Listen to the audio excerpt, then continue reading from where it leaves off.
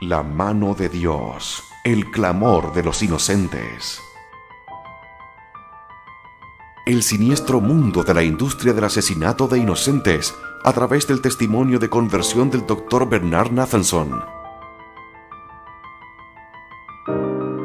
La exposición del satánico mundo del aborto, de la voz del autor de 75,000 abortos, quien, aferrándose de la mano de Dios, ha saltado a la vida en la Iglesia Católica.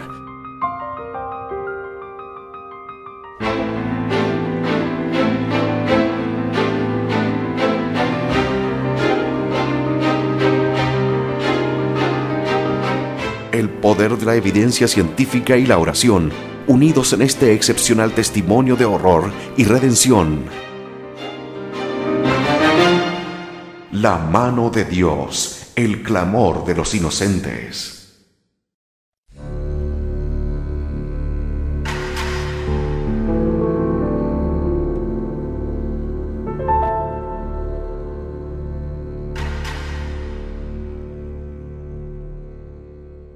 El juramento hipocrático. Esta tradición paternalista implicaba, sin embargo, no solo un alto grado de virtud personal en el método, sino también su compromiso con un código ético reconocido. El juramento hipocrático contiene lo siguiente: no daré a nadie ninguna medicina mortal aunque la pida, ni la recomendaré. Y de modo semejante, no daré pesarios, un aparato que se inserta en la vagina, que se consideraba erróneamente provocador de aborto, a una mujer para que aborte. El juramento no contiene ambigüedad alguna en esta materia. Para fortalecer estos reparos, tuvimos varias clases de obstetricia y ginecología en tercero de carrera, en las que se nos instruía en los peligros legales y médicos del aborto provocado, aunque en Montreal por esas fechas había al menos 3 abortistas con prósperas consultas, protegidos de un departamento de policía con cierto nivel de corrupción por unos modestos sobornos. Me acuerdo de una ocasión en la que vi traer a una mujer que sangraba profundamente entre atroces dolores al servicio de ginecología del Royal Victoria Hospital, el prestigioso hospital universitario de la Escuela de Medicina de McGill. Estaba echada en una camilla que empujaba un auxiliar y rodeada de 2 policías y un médico residente. Yo, el estudiante, seguí sus pasos. Una vez emplazada en una cama, los servidores de la ley se hicieron cargo, apartando a los médicos e interrogándola sobre su malogrado embarazo, evidentemente convencidos de que se le había practicado un aborto ilegal. El interrogatorio continuó durante un cuarto de hora, durante el cual yo me quedé petrificado. Estaba entonces en tercero. ¿Cómo es que tenía prioridad los asuntos de la política sobre el cuidado de esta pobre alma en pena? Y aún conservo grabados los ceñudos y vengativos semblantes de los 2 policías. Era como si les hubieran asaltado personalmente a ellos. Hasta que hubieron acabado su investigación, no le permitió al médico hacerse cargo de la paciente. Irónicamente, Montreal es ahora el centro del aborto en Canadá, por cortesía del notario Henry Morgenthaler, cuyas clínicas abortistas se han difundido por todo el mapa de Canadá como si fueran franquicias de comida rápida. En relación a la prohibición de proporcionar medicina mortal, eutanasia, recuerdo bien los guiños y codazos de los residentes de pediatría cuando hacíamos la ronda por la zona infantil en mi 4º año y pregunté por el niño mongólico que había sido ingresado al día anterior, solo para contarse entre las bajas del día. Era una hipócrita medicina hipocrática, al capricho del médico imperante.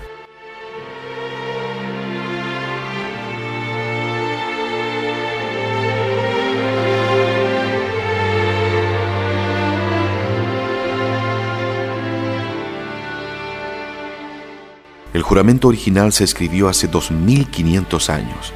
La segunda parte del juramento, que trata de la medicina mortal y el aborto, parece haber sido un reflejo de las ideas de la secta pitagórica, más que de la actitud general de los antiguos médicos griegos, aunque Galeno, el más ilustre descendiente de Hipócrates en la medicina antigua, parece que practicaba en consonancia con todos sus principios.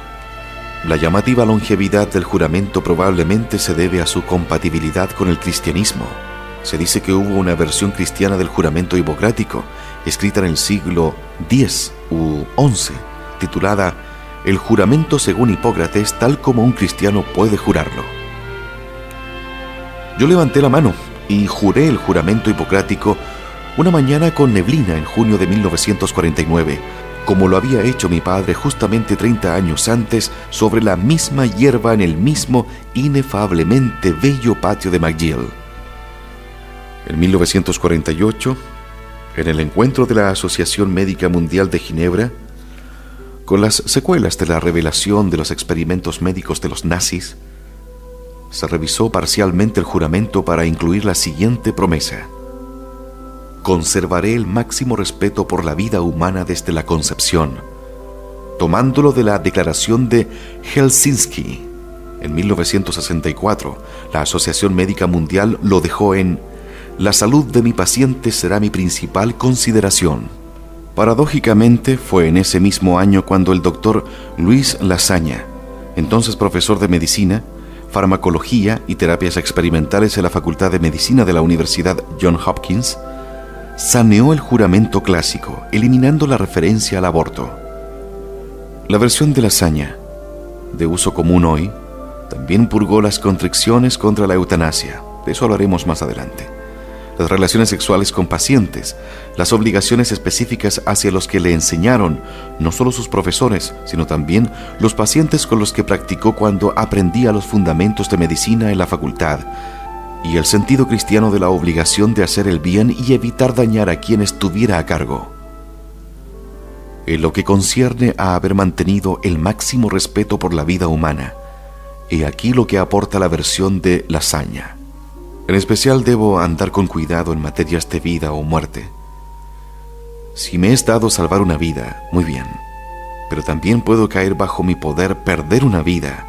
Esta tremenda responsabilidad se debe encarar con una gran humildad y conciencia de mi propia fragilidad. Sobre todo, no debo jugar a ser Dios.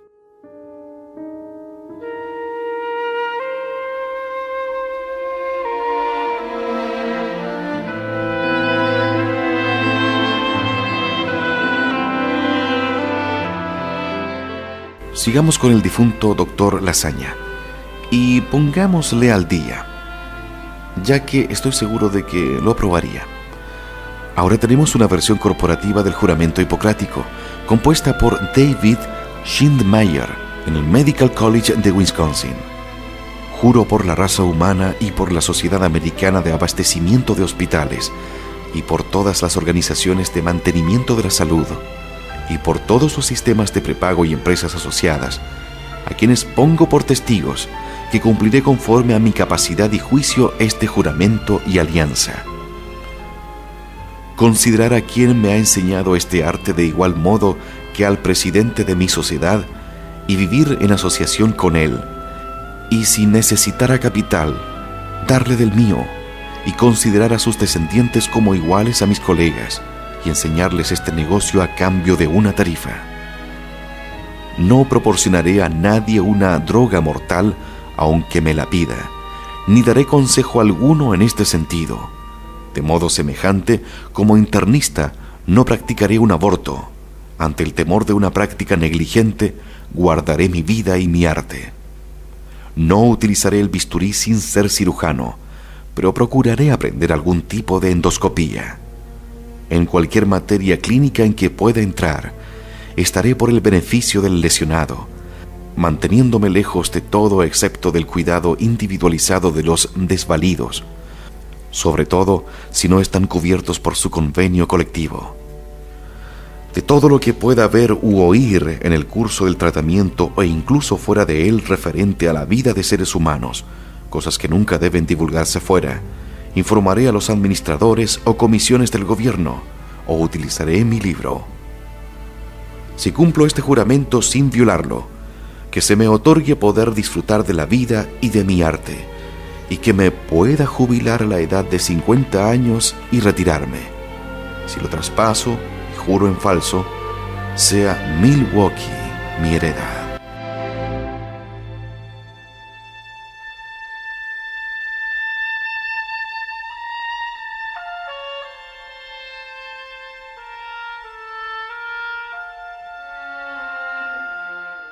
De todos los juramentos, encantamientos, promesas, declaraciones y toda la variedad de confesiones, ninguna, en mi opinión, se acerca a la majestad y la conmovedora humildad de la oración de la mañana del médico compuesta por el rabí Moisés Maimónides.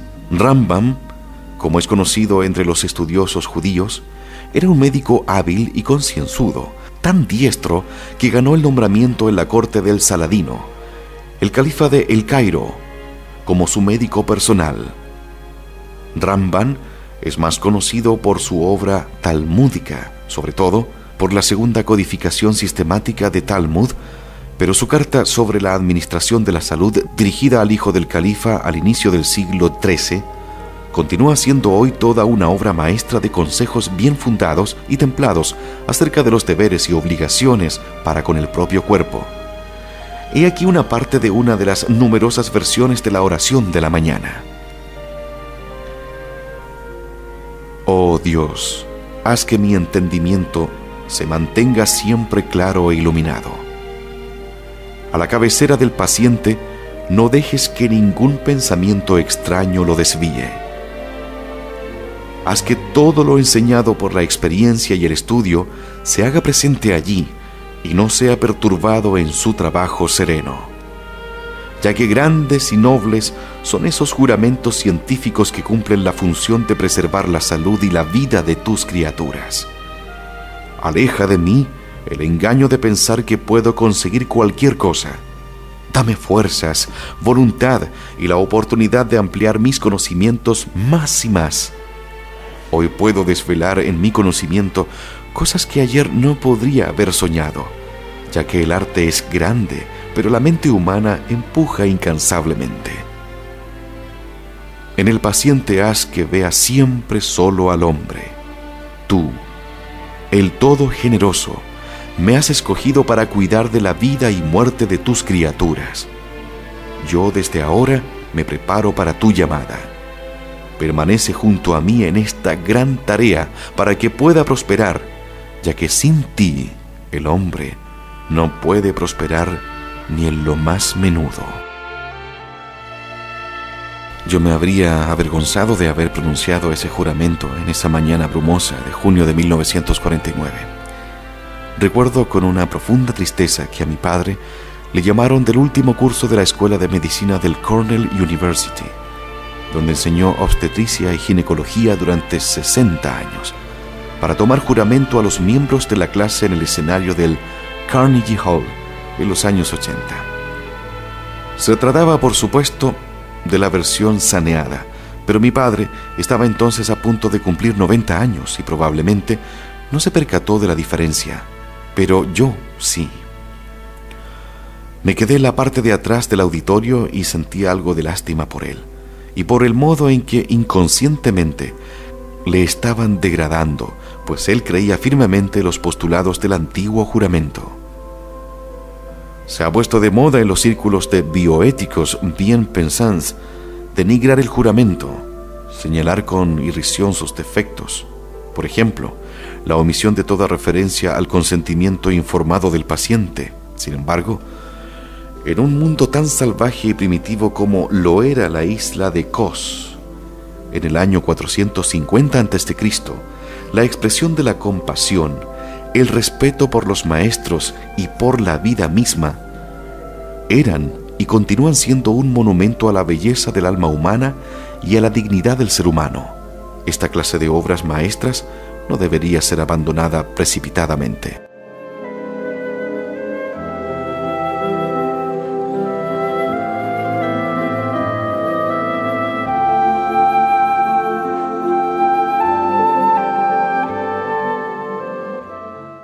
Ruth era una joven cautivadora, inocente y muy inteligente, a quien conocí en un baile de McGill en el otoño de 1945, en mi primer año en Montreal. Tenía 17 años y yo 19. Nos enamoramos.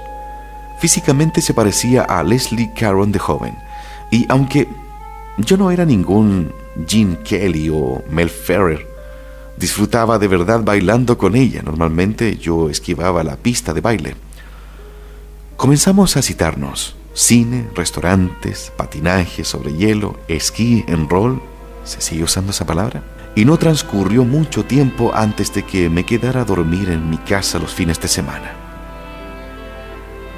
A sus padres, inmigrantes rusos que habían llegado a Canadá en los años 30, y a su hermano les caía bien, pese a una desafortunada metedura de pata. Una noche, cuando estábamos todos en la sala de estar sentados y hablando tranquilamente, saqué la cartera para buscar una foto y el omnipresente preservativo cayó.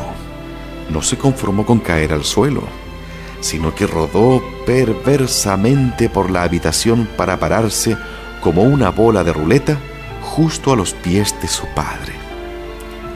Murmuré algo sobre una funda de dedo, un objeto de goma que se encaja en el dedo del ginecólogo para permitir la exploración de una mujer de parto, y me lo metí en el bolsillo rápidamente. Mi explicación fue sin duda alguna menos que convincente, puesto que yo solo estaba en primero de carrera entonces y todavía no había visto una sola mujer embarazada en una instalación clínica. A pesar de mi torpeza imperdonable y a pesar de nuestros fines de semana de esquí en los Montes Loretain, su madre y su padre debían saber que dormíamos juntos. Conservé la amistad con la familia. En tercero compartí piso con su hermano y cuñada. Pasábamos cada vez más tiempo juntos y ya hablábamos en serio de matrimonio, y entonces quedó embarazada. Cuando dejó de tener su tercer período, dejé de mala gana de hacer esotéricos diagnósticos de sus períodos perdidos y llamé a mi padre en Nueva York. Me indicó que le enviara la primera muestra de orina de la mañana para análisis en el laboratorio de su hospital. Me llamó 2 días después y me dijo en tono apesadumbrado que la prueba daba positivo. Tal como lo veo ahora, volviendo la vista 50 años atrás, estoy impresionado de lo inocente que yo era. Yo daba por supuesto que, como en cualquier otro asunto de importancia, mi padre cuidaría de todo. Fue lo contrario. Me escribió una carta en la que me metió 5 billetes de $100 canadienses y en la que me aconsejaba que A. encontrara un abortista en la Católica Montreal para realizar el aborto, o B. viajara con Ruth a Plattsburgh para casarme en los Estados Unidos.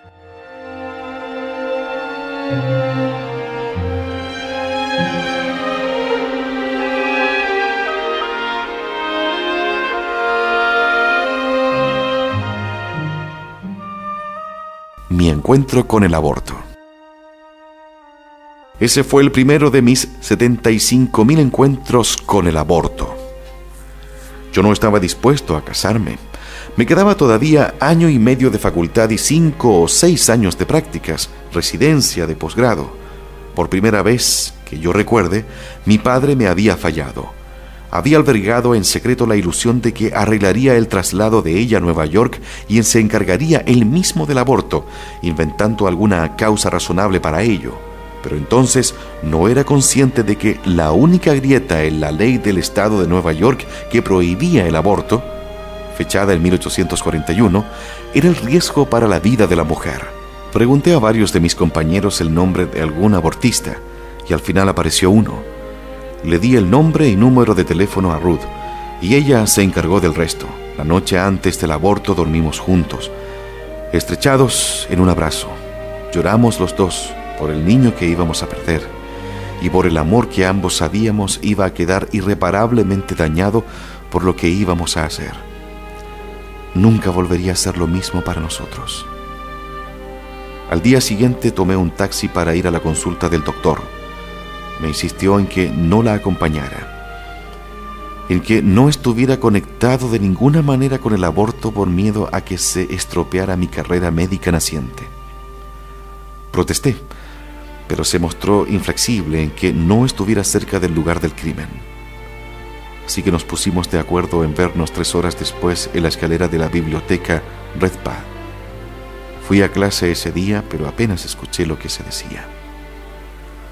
A la hora acordada me senté en la escalera de la biblioteca. Era una suave tarde de finales de primavera y podía oír los tristes acordes de un fado portugués distópico que salían de una guitarra en el patio. Estuve 4 largas horas esperando, yendo y viniendo, sollozando, haciendo tratos con los hados para que se salvara. Finalmente llegó el taxi a la escalera. Estaba temblando, hecha polvo. La saqué del taxi. En el piso del coche había un charco de sangre ensanchándose. Pagué al conductor maquinalmente y la puse suavemente en la escalera de la biblioteca, donde comenzó a llorar copiosamente. Las lágrimas caían como en cascada de lo que parecía ser un inagotable depósito interior, y sus sollozos cortados tenían la cadencia y la tristeza infinita de alguna arcana oración en un idioma extraño. La limpié lo mejor que pude. Estaba oscureciendo y las manchas de sangre se iban fundiendo en la compasiva oscuridad. La puse en el coche que me habían prestado y la llevé a casa de sus padres, donde la metí en la cama enseguida. Me prometí cuidar de ella día y noche hasta que estuviera bien. Milagrosamente, se recuperó con bastante rapidez y ya podía ir a clase 2 días después. Me contó más adelante que me había ahorrado $150 regateando con el abortista. El abortista era un viejo frágil y arrugado que parecía olvidadizo y algo absorto. A mitad de la intervención, la hemorragia había aumentado alarmantemente y parecía incapaz de decidir un curso determinado. Así que le dijo que dejara la mesa, tomara un taxi y se fuera a casa. Pasaría el resto del embarazo en casa. Si fuera necesario, tendría que ir al servicio de urgencias de un hospital local para completar la operación. Sin embargo, era evidente que había fracasado en completar la operación por sí mismo, y la naturaleza se hizo cargo del resto. Tengo ahora 50 años más, pero el suceso se conserva tan fresco y presto en mi mente como si fuera la boda de esta mañana o el funeral de ayer. Aunque inmediatamente después y por algún tiempo estuvimos estrechamente unidos como instigadores de un crimen innombrable, acabamos por separarnos. Estoy seguro, a pesar de su cara valiente, de su lealtad y amor, de su evaluación pragmática de todo el lamentable suceso, estoy seguro de que en algún rincón oscuro de su mente acechan las preguntas: ¿por qué no se casó conmigo? ¿Por qué no pude haber tenido el niño? ¿Por qué tuve que poner en peligro mi vida y la de mis futuros hijos por su conveniencia y su expediente académico? ¿Me castigará Dios por lo que he hecho haciéndome estéril? En cuanto a mí, fui un consumado consecuencialista.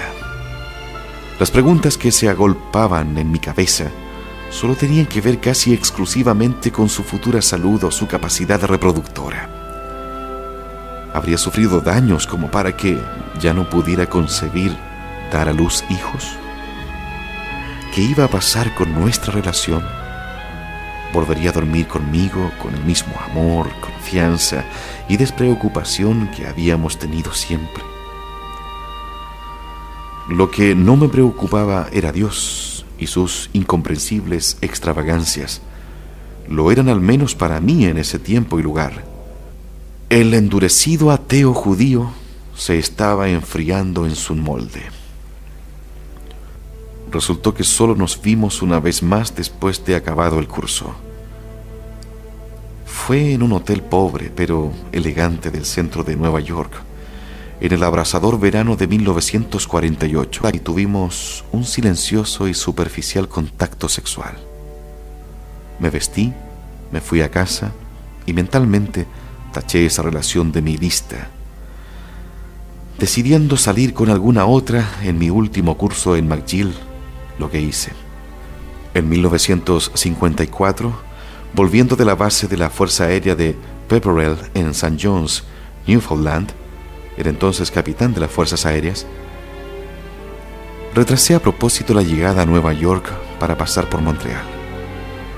Tenía una tremenda curiosidad por ver lo que había ocurrido con Ruth. Habían pasado 6 años desde el aborto. La llamé a su casa desde el aeropuerto y su madre me advirtió que se había casado y tenía 3 niños encantadores. Me pregunto si le ha llegado a decir algo a su marido sobre el aborto, y confío en que no. E incluso después de tanto tiempo, 51 años y los que quedan, me doy cuenta de que ahora podría tener nietos con esta bella y cariñosa mujer.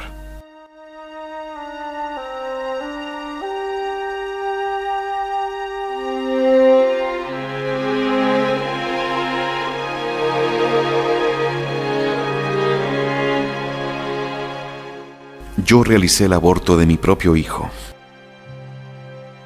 Lecciones, demasiadas y demasiado triste como para hacer aquí un refrito.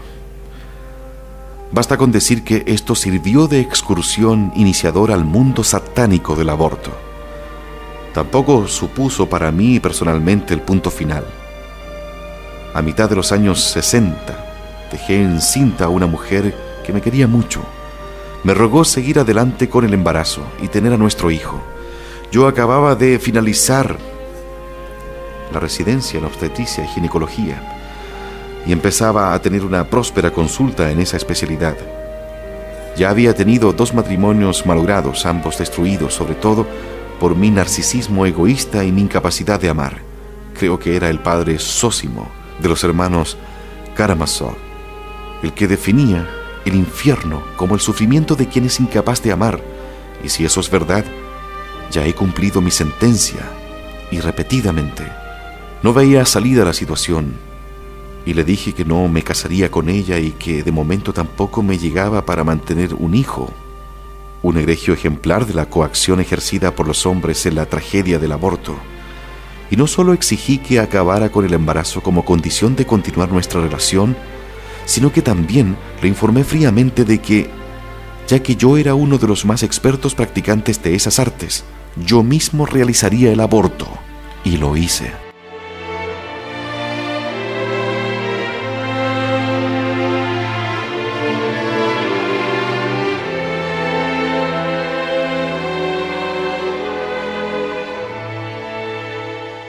¿A qué se parece acabar con la vida de tu propio hijo? Fue aséptico y clínico. Fue anestesiada en el quirófano de uno de los principales hospitales universitarios. Me lavé las manos con la bata y los guantes enfundados. Intercambié algunas palabras con la enfermera encargada. Me senté en un taburete metálico justo enfrente de la mesa de operaciones. Tras haberla explorado una vez más para verificar la duración del embarazo y el tamaño del útero, y situé el espéculo de Aubert en la vagina tras acondicionar el sitio con un preparado antiséptico. Entonces, sujeté el cérvix con 2 tenazas. Le inyecté una solución de pitresina, un fármaco diseñado para fortalecer la pared uterina de modo que pudiera calcular mejor los límites del útero y evitar así perforarlo. Sondé el útero. Una sonda es un instrumento de acero largo y estrecho marcado al centímetro que sirve para comprobar a qué distancia se puede emplazar el instrumental sin causar daños. Y dilaté entonces el cérvix con los dilatadores graduales de acero brillante. Cuando el cérvix se dilató hasta llegar al diámetro deseado, situé la cánula de plástico vacía dentro del útero y con un gesto de asentimiento a la enfermera, indiqué que quería que se pusiera en funcionamiento la succión. Cuando el indicador marcó 55 milímetros de presión negativa, empecé a restregar la cánula por el interior del útero, mirando los fragmentos de tejido pasar a través de la translúcida cánula hueca hacia el tapón de gasa, donde se recogía, se examinaba y se enviaba al laboratorio de patología para confirmar que el tejido del embarazo se había, en nuestra jerga eufemística, evacuado. El procedimiento transcurrió sin incidentes y sentí una momentánea satisfacción por haber realizado mi trabajo como siempre de modo rápido y eficaz, y dejé el quirófano mientras ella estaba empezando a salir de la anestesia general. Como parte integral del procedimiento, todo abortista debe examinar el material de la bolsa de gasa para asegurarse de que todo el tejido del embarazo ha sido evacuado, para estar seguro de que no queda nada que pueda causar más tarde hemorragias o infecciones. Abrí la bolsa como de costumbre. Calculé mentalmente la cantidad de tejido y quedé satisfecho al comprobar que era proporcionado a la duración del embarazo. No había quedado nada sin eliminar. Entonces me quité la mascarilla, los guantes y la bata. Tomé el historial clínico y escribí las órdenes posoperatorias y el escrito de descargo. Me fui hacia la grabadora, grabé en un disco la crónica de la operación para que fuera transcrito como una nota de operación en el registro del hospital, y entonces me fui al vestuario para cambiarme de ropa mientras intercambiaba los alegres saludos y bromas acostumbradas con las demás enfermeras, médicos y auxiliares por los pasillos camino del vestuario.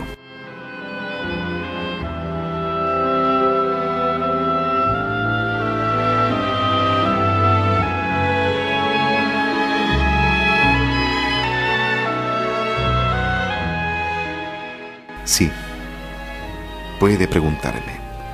Eso ha sido un informe breve y conciso de lo que usted hizo. ¿Pero qué sintió? No sentía tristeza no solo por haber acabado con la vida de un niño no nacido, sino sobre todo por haber destruido a su propio hijo. Le puedo jurar que no tenía más sentimientos aparte del sentido del logro, el orgullo de la propia pericia. Al inspeccionar el contenido de la bolsa, solo sentí la satisfacción de saber que había realizado una labor completa. Puede insistir. Quiere preguntar si quizás por un minúsculo momento sentí un parpadeo de arrepentimiento, un microgramo de remordimiento. No, y no. Y esa es, querido auditor, la mentalidad del abortista, otra demostración de la neutralidad moral de la tecnología avanzada en manos de amorales. No se trata de meter con calzador una vez más el holocausto europeo en el conflicto del aborto. He rechazado resueltamente trazar el tentador paralelo entre los dos a la hora de argumentar la postura provida. Son fenómenos distintos y diferentes, pero lo que yo sentía en mi alma famélica y empobrecida debía de ser algo muy similar a la inflada satisfacción de Adolf Eichmann, viendo sus trenes cargando judíos hacia los campos de exterminio y programados al minuto, salir y llegar exactamente a la hora, para mantener la máquina de exterminio funcionando con la célebre eficacia teutónica. He abortado los hijos no nacidos de amigos, colegas, conocidos e incluso profesores. Y nunca hubo ni una brisca de duda, ni la más mínima vacilación de la convicción suprema de que estaba haciendo un servicio de primer orden a quien me lo solicitaba. Mis recomendaciones preoperatorias consistían en una breve descripción del procedimiento, instrucciones pre- y posoperatorias, nada de duchas, ni de relaciones sexuales, ni de baño en bañera durante 2 semanas, comenzar la medicación contraceptiva oral al 5º día del siguiente período, que debía iniciarse hacia la 6ª semana siguiente al aborto, y vuelva a verme en mi despacho 2 semanas después del proceso para un chequeo, y una garantía superficial de que el procedimiento, los que lo practicábamos, nunca lo llamábamos aborto, sino que utilizábamos la terminología interrupción del embarazo o procedimientos. No tendría consecuencias para la futura fertilidad o la salud en general. Hablábamos con una confianza tal de esas materias entonces, a mitad de los años 60 y los 70, ahora resulta que puede haber una relación entre el aborto y el cáncer de mama. Que de hecho miles de mujeres se han quedado estériles tras un aborto chapucero, y que la tasa de mortalidad entre las mujeres que quieren abortar después de la 13ª semana es superior a la de nacimientos. La arrogancia en los que practican la medicina siempre se ha visto como un feo apéndice de la profesión, pero el orgullo que tienen los abortistas en masa era, y continúa siendo, algo asombroso. Por cada 10.000 Ruths, solo hay un abortista, gélido, sin conciencia, pervirtiendo sin remordimiento sus conocimientos de medicina, deshonrando su carga ética y colaborando, por no decir seduciendo, con su calma clínica, su qué reconfortante profesionalismo, a que las mujeres hagan lo que más cerca está del autosacrificio. No es casualidad que el siguiente paso en esta perversa mutación de las habilidades médicas sea que el Estado capacite a los médicos para que ayuden, siempre en nombre de la compasión, al acto del suicidio. No quiero ni pensar cómo habrá podido cambiar el mundo si algún desorientado experto en cálculo de sufrimientos hubiera subido a la cruz e inyectado a Jesús una dosis de cicuta antes de que transcurriera 1 hora de su crucifixión.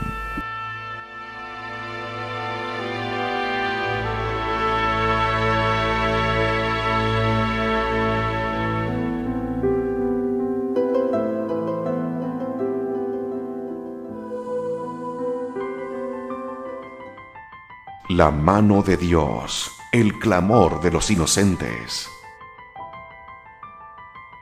El siniestro mundo de la industria del asesinato de inocentes a través del testimonio de conversión del Dr. Bernard Nathanson. La exposición del satánico mundo del aborto, de la voz del autor de 75.000 abortos, quien, aferrándose de la mano de Dios, ha saltado a la vida en la Iglesia Católica.